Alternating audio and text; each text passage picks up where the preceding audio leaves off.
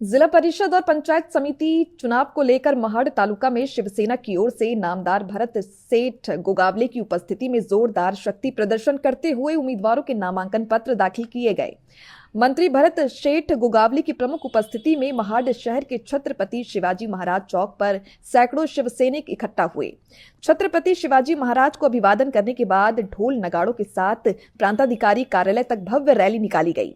प्रांताधिकारी और चुनाव निर्णय अधिकारी पोपट उमासे और तहसीलदार महेश शितोले की प्रमुख उपस्थिति में नामांकन दाखिल करने की प्रक्रिया संपन्न हुई। नामांकन दाखिल करने वाले उम्मीदवारों की आधिकारिक जानकारी प्रशासन की ओर से जल्द ही घोषित की जाएगी।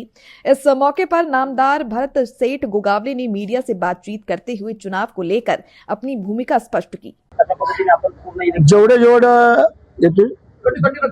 जेवढे पूर्ण झालेले असतील कागदपत्रांच्या अनुषंगाने तेवढे जवळजवळ आम्ही सर्वच भरणार आहोत। एकाच दोन अर्ज जर काय राहिले तर उद्या भरतील, परंतु आमची बऱ्यापैकी तयारी झालेली आहे आणि आता 3 वाजेच्या आत हे सगळे उमेदवारी अर्ज भरले जातील। मंत्री महोदय, गेल्या निवडणुकांमध्ये आपल्या या मतदारसंघामध्ये आपण जवळपास सर्वच्या सर्व जिल्हा परिषद जागा जिंकल्या होत्या आणि या वेळेला आपण कसं बघता या संपूर्ण गेल्या वेळेला 5 जिल्हा परिषद आणि 10 पैकी 9 पंचायत समिती जिंकल्या होत्या। या वेळेला 10 पंचायत समिती आणि 5 जिल्हा परिषद आम्ही जिंकू। महानगरपालिका निवडणुकीमध्ये भाजप आणि राष्ट्रवादीची युती झाली होती, यावेळेला तुमची माहिती इथे महाड विधानसभा मतदारसंघामध्ये युती होणार आहे का?